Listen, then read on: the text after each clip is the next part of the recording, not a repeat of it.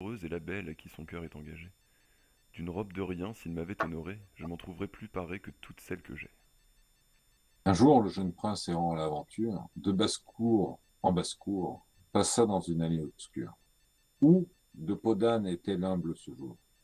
Par hasard, il met l'œil au trou de la serrure, comme il était fait de ce, comme il était, comme il était fait ce jour. Elle avait pris une riche parure. Et ces superbes vêtements qui, tissus de fin or et de gros diamants, égalaient du soleil la clarté la plus pure. Le prince, au gré de son désir, la contemple et ne peut qu'à peine, en la voyant, reprendre haleine, tant il est comblé de plaisir. Quels que soient les habits, la beauté du visage, son beau tour, sa vive blancheur, ses traits fins, sa jeune fraîcheur, le touchent 100 fois davantage. Mais un certain air de grandeur, plus encore une sage et modeste pudeur, des beautés de son âme assurée témoignage, s'emparèrent de tout son cœur. 3 fois dans la chaleur du feu qui le transporte, on lui enfonça à la porte. Et croyant voir une divinité, 3 fois par leur espèce. Dans le palais, pensif, il se retire. Et là, nuit et jour, il soupire. Il ne veut plus aller au bal, quoi qu'on soit dans le carnaval. Il hait la chasse, il hait la comédie, il n'a plus d'appétit. Tout lui fait mal au cœur, et le fond de sa maladie est une triste et mortelle langueur. Il s'enquit quelle était cette nymphe admirable qui demeurait dans une basse-cour, au fond d'une allée effroyable, où l'on ne voit goutte en plein jour. C'est, lui dit-on, peau d'âne, en rien nymphe ni belle, et que peau d'âne l'on appelle, à cause de la peau qu'elle met sur son cou. De l'amour, c'est le vrai remède. La bête en un mot la plus laide qu'on puisse voir après le loup. On a beau dire, il ne saurait la croire. Les traits que l'amour a tracés, toujours présents à sa mémoire, n'en seront jamais effacés. Cependant, la reine, sa mère, qui n'a que lui d'enfant, pleure et se désespère, de déclarer son mal et le presse en vain. Il gémit, il pleure, il soupire. Il ne dit rien, si ce n'est qu'il désire que Podane lui fasse un gâteau de sa main. Et la mère ne sait que son fils veut dire. Ô ciel, madame, lui dit-on, cette peau d'âme est encore noire taupe, plus vilaine encore et plus glauque que le plus sale marmiton. N'importe, dit la reine, il faut satisfaire, et c'est à cela seul que nous devons songer. Il aurait eu de l'or, tant l'aimait cette mère, s'il en avait voulu manger. Podane donc prend sa farine, qu'elle avait fait bleuter exprès pour rendre sa pâte plus fine, son sel, son beurre et ses œufs frais, et pour bien faire sa galette, s'enferme seule en sa chambrette. D'abord, elle se décrassa les mains, les bras, le visage, et prit un corps d'argent que vite elle laissa, pour dignement faire l'ouvrage qu'aussitôt elle commença. Oui, Matt? Il y a Matt qui voulait dire un truc. Elle parle, animal. Matt? C'était il y a 20 minutes qu'il parlait. Ah merde, c'est Magret qui Heure envoie pas sinon. 42. Excuse. Finis ton texte là, c'était bien barré là. On dit qu'en travaillant un peu trop à la hâte, de son doigt par hasard, il tomba dans la pâte un de ses anneaux de grand prix. Merde, Mais j'ai ceux qu'on perdu le tient à texte. voir, mais ceux qu'on tient savoir, mais ceux qu'on tient savoir le fin de cette histoire assurent que par elle exprès il fut mis.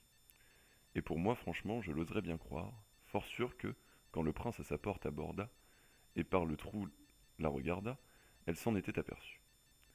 Sur ce point, la femme est si drue et son œil va si promptement qu'on ne peut la voir un moment qu'elle ne sache qu'on l'a vue. Je suis bien sûr encore, et j'en ferai serment, qu'elle ne douta point que de son jeune amant la bague ne fût bien reçue. On pétrit jamais si friand morceau, et le prince trouva Galette si bonne qu'il ne s'en fallut rien que d'une fin gloutonne qu'il n'avalait aussi l'anneau. Quand il vit l'émeraude admirable, qui marqua la forme du doigt, son cœur en fut touché d'une joie incroyable. Son chevet, il mit à l'instant, son chevet, il le mit à l'instant. Et son mal toujours augmentant, les médecins sages d'expérience, en le voyant maigrir de jour en jour, jurèrent tous les jours, par leur grande science, qu'il n'était malade d'amour. Merde, je suis paumé. Comme l'hymen, quelque mal que l'on en dit, est un remède exquis pour cette maladie. On conclut à le marier. Il s'en fit quelque temps prier, puis dit, je le veux bien, pourvu qu'on me donne en mariage la personne. Pour qui cet anneau sera bon? À cette bizarre demande de la reine et du roi, la surprise fut grande, mais il était si grand mal qu'on n'osa dire non. Voilà donc qu'on se met en quête de celle que l'anneau, sans nul égard du sang, doit placer dans un si haut rang. Il n'en est point qui s'apprête à venir présenter son doigt, ni qui veuille céder son droit. Le bruit ayant couru que pour prétendre au prince, il faut avoir le doigt bien mince. Tout charlatan, pour être bienvenu, dit qu'il a le secret de le rendre menu. L'une, en suivant son bizarre caprice, comme une rave le ratisse, l'autre en coupe un petit morceau, une autre en pressant croit qu'elle l'apetisse, une autre avec certaines eaux, pour le rendre moins gros, en fait tomber la peau. Il n'est enfin point de manœuvre qu'une dame ne mette en œuvre pour faire que son doigt cadre bien avec l'anneau.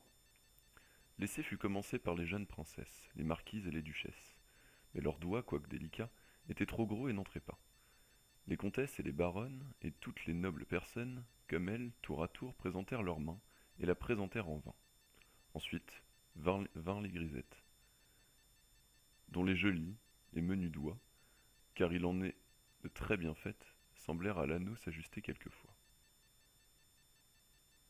Mais la bague, Mais toujours trop petite et trop ronde, d'un dédain presque égal, rebutait tout le monde. il en fallut venir enfin aux servantes, aux cuisinières, aux tortillons, aux dindonnières, en un mot à tout le fretin, dont les rouges et noires pattes, non moins que les mains délicates, espéraient un heureux destin. Il s'y présenta maintes filles, dont le doigt gros et ramassé dans la bague du prince eût aussi peu passé, qu'un câble au travers d'une aiguille. On crut enfin que c'était fait, car il ne restait en effet que la pauvre peau d'âne au fond de la cuisine. Mais comment croire, disait-on, qu'à régner le ciel la destine? Le prince dit, et pourquoi non? Qu'on la fasse venir. Chacun se prit à rire, criant tout haut. Que veut-on dire de faire entrer ici cette sale guenon? Mais lorsqu'elle tira de dessous sa peau noire une petite main qui semblait de l'ivoire, qu'un peu de pourpre a coloré, et que de la bague fatale, d'une justesse sans égale, son petit doigt fut entouré, la cour fut dans une surprise qui ne peut pas être comprise. On la menait au roi dans ce transport subit. Elle se demanda qu'avant de paraître devant son seigneur et son maître, on lui donna le temps de prendre un autre habit. De cet habit, pour la vérité dire, de tous côtés on s'apprêtait à rire. Mais lorsqu'elle arriva dans les appartements et qu'elle eut traversé les salles avec ses pompeux vêtements, dont les riches beautés n'eurent jamais d'égal, que ses aimables cheveux blonds mêlés de diamants dans la vive lumière en faisaient autant de rayons, que ses yeux bleus grands, doux et longs, qui pleins d'une majesté fière ne regardent jamais sans plaire et sans blesser, et que sa taille enfin si menue et si fine qu'avec ses deux mains on eût pu l'embrasser, montrèrent leurs appas et leur grâce divine, les dames de la cour et de leurs ornements tombèrent tous les agréments. Dans la joie et le bruit de toute l'assemblée, le bon roi ne se sentait pas de voir sa bru posséder tant d'appas. La reine en était affolée, et le prince, son cher amant, de sans plaisir l'âme comblée, succombait sous le poids de son ravissement. Pour l'hymen aussitôt chacun prit ses mesures. Le monarque en pria tous les rois d'alentour qui, tous brillants de diverses parures, quittèrent leur état pour être à ce grand jour, et on en vit arriver des climats de l'aurore montés sur des grands éléphants. Il en vint du rivage mort, qui, plus noir et plus laid encore, faisait peur aux petits enfants. Enfin, de tous les coins du monde, il en débarque et la cour en abonde. Et nul prince, nul potentat n'y parut avec tant d'éclat que le père de l'épousée, avec qui d'elle autrefois amoureux, avait avec le temps purifié les feux, dont son âme était embrasée. Il en avait banni tout désir criminel, et de cette odieuse flamme, le peu qui en restait dans son âme, n'en rendait que plus vif son amour paternel. Dès qu'il la vit, que béni soit le ciel, tu veux bien que je te revoie, ma chère enfant, dit-il, en tout pleurant de joie, courut tendrement l'embrasser. Chacun à son bonheur voulut s'intéresser. Et le futur époux était ravi d'apprendre que d'un roi si puissant il devenait le gendre. Dans ce moment, la marraine arriva, qui raconta toute l'histoire, et par son récit acheva de combler Podane de gloire. Il n'est pas malaisé de voir que le but de ce conte est qu'un enfant apprenne qu'il vaut mieux s'exposer à la plus rude peine que de manquer à son devoir, que la vertu peut être infortunée, mais qu'elle est toujours couronnée. Que contre un fol amour et ses fougueux transports, la raison la plus forte est une faible digue, et qu'il n'est point de riches trésors dont un amant ne soit prodigue. Que de l'eau claire et du pain bis suffisent pour la nourriture de toute jeune créature, pourvu qu'elle ait de beaux habits. Que sous le ciel il n'est point de femelle qui ne s'imagine être belle. Souvent ne s'imagine encore que si des trois beautés la fameuse querelle s'était démêlée avec elle, elle aurait eu la pomme d'or.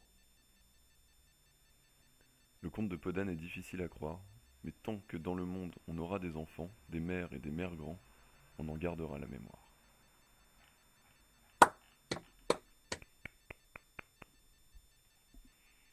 Bravo. Ouais, un plaisir. Franchement, un plaisir. C'était cool, j'ai trop kiffé là. C'était trop bien. Ouais. Avec un peu Merci. d'inceste et tout, là, ça passe toujours bien. Non, c'est dommage qu'on connaisse pas le texte et qu'on ait été obligé de le décrypter à fur et à mesure qu'on le lisait, mais Bien. Ouais, c'était sympa. c'est vachement difficile, vachement difficile. Ouais, c'était bien. L'histoire est cool. Ouais, mais moi je l'ai pas compris. Ouais, j'ai pas tout compris non plus, mais... Mais en Je- gros, je- c'est genre un roi, il y a sa femme qui meurt, Ouais, ouais. et du coup, après, il se rend compte que la plus belle femme, c'est sa fille, et du coup, il veut épouser sa fille. Oui, et c'est un peu bizarre. Et c'est mal vu. Je comprends pas pourquoi d'ailleurs.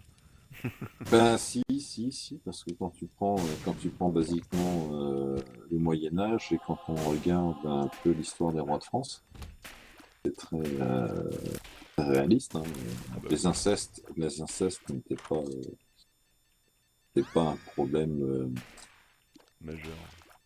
Ouais, enfin c'est pas un problème majeur, c'est que les incestes étaient plutôt monnaie courante. Et quand on regarde, aujourd'hui des séries comme Game of Thrones. Game of Thrones, voilà, Game of Thrones qui est quand même vachement brillant à ce niveau. Ah bah oui, oui. Mais quand on regarde des histoires comme ça, qui est quand même mis en vers, qui est extrêmement difficile à lire. Oh, moi j'en ai chié. Oh, moi aussi. C'est trop bien. Encore. J'ai fait dodo au milieu de l'histoire. On en lit une autre. Oh, oui, Si t'en as une autre à proposer, moi je suis tout Vous contre, êtes trop je suis bien. tout pour. Non mais si je suis trop chaud. je vous garde. Vous avez le droit de faire ça tous les soirs de toute ma vie. Avec des gratouilles. Oh, des gratouilles dans le dos, ouais. Vous relayez.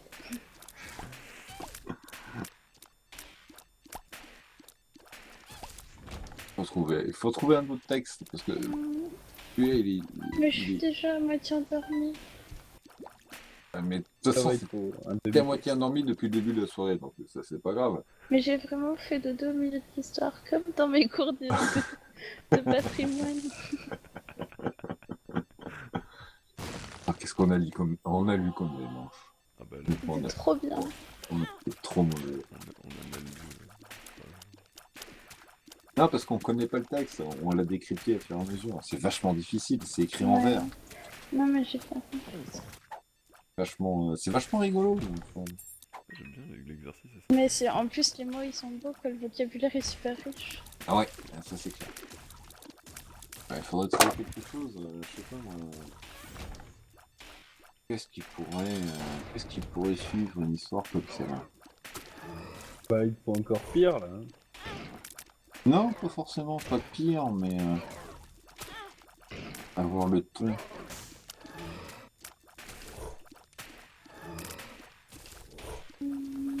Qu'est-ce que j'aime bien comme histoire. Il y a un mec qui veut te parler, Av. Oui, mais Ah, j'ouvre pas les yeux là, je.